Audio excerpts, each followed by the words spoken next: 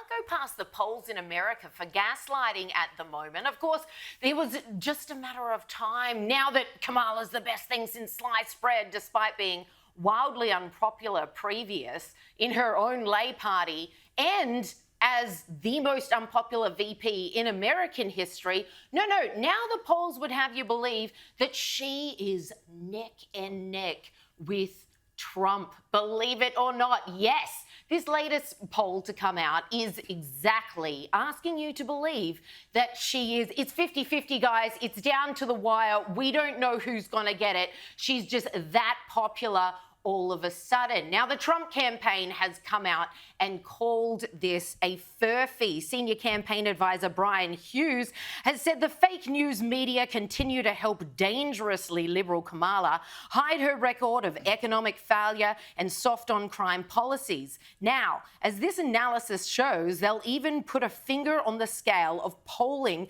to inflate results for her. Now, this wasn't dissimilar to a poll that came out just last week. It was a Reuters Ipsos poll that also had her so close to Trump. Everyone was like, shock poll, shock poll. I'm like, it's really not a shock poll once the media machine gets behind a candidate.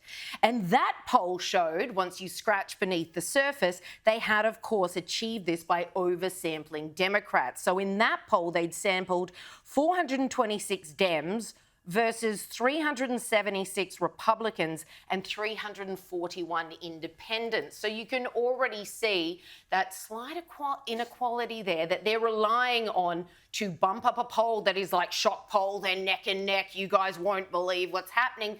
But I don't believe how this is doing the Kamala campaign any favours. They don't have mandatory voting over there. So if you're telling Democrat-minded people, actually, she's doing really well, she's kind of got this in the bag, they may not even venture out to the polls. Yeah, I don't see what is to be gained in inflating any polls, and I don't see what's to be gained for the Trump campaign to complain about polls, even if they are inflated. As you know, we often hear leaders in this country say, you know, there's only one poll that matters, and that's the one on voting day. And it's a bit cliche, but it is the reality, right? Yeah. All the other polls that come before, they don't matter. The only poll that matters is the one on election day. So, you know, if they're diddling polls, I don't know if they're trying to get into this manifesting business, which is, you know, some sort of mental trick. Do you remember that book, The Secret? And I think they then turned it into a TV series. They did. All about how you imagine things and then they come true. And people would tell stories about how when they go to the shopping centre, they imagine that there's going to be a car park 3 spots up from the front door, and then magically there's a car park there. I don't know whether they're thinking, gee, if we just make the polls look like Kamala's going to win, then it means Kamala's going to win. I'm sorry, the world just doesn't work like that. So I can't see what there is to gain from it. And we know that even if you are trying to manifest these things into being, let's just go back to 2019 here in this country, where, of course, News Poll, all the polls said that it was just going to be a walkover Labor victory. And Sportsbet, I remember at the time, paid out everyone who had a bet on Labor a week before the election because they thought it was just done and dusted. There was no way the coalition was going to win. And then, of course, it went very differently on election night. Now, polling methodology has been changed significantly in Australia since then, and News Poll in particular, if you look at the subsequent elections, has been very close to the mark. But if you're diddling it, who for? What for? There's nothing to be gained out. Well, I wonder if they've got 2 stages to this, right? And they're still in the first stage where they're trying to convince everybody that Kamala Harris is a legitimate candidate and they're right to put her there, because we all laughed. We thought it was a great joke that they might actually go with Kamala Harris. They've done that, and now they're trying to convince us, no, she's legitimate. The whole country believes in her. Look how well she's doing in the polls. And then what they should do is they should, as they get closer to the election, then start to warn Trump's going to win this if you don't get out and vote, and make themselves the underdog. Have a listen to former Obama advisor David Axelrod, I love that surname, advising that Trump is the man in pole position and it's his election to lose. Clearly, he wants the Democrats to be underdogs because that will motivate people to get out and vote. It is absolutely Trump's race to lose right now. He is ahead, and he is ahead in most of the battleground states. They're close. They could be won by either candidate. But there's a lot to be determined in the next 90 whatever days, 96 or whatever it is left.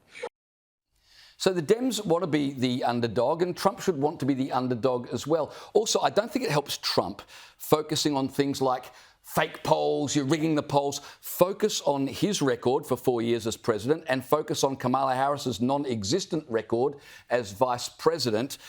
And it doesn't help Trump to be talking about conspiracy theories and they're rigging the polls. Even if they are doing that, I think people are over all that kind of stuff. Talk about what you're going to do as president as compared to Kamala Harris, and make yourself the underdog so that people are motivated to get out and vote. If I was on the Trump campaign, I'd just be like, do not be telling people that these polls are in any way tampered with. Yeah. Because if they believe that she could actually beat us, they are going to campaign like never before. They are going to donate like never before. They are going to put fire under our feet. Yeah. And we need that boost. Let's have it. Let's have it. Like, you're really energizing the Trump base, which also begs the question why Kamala's people would want this, especially at this stage. I mean, it's very early on in the honeymoon stage. She will get a boost after the DNC once she officially becomes the nominee at the end of their national conference, which is coming up this month.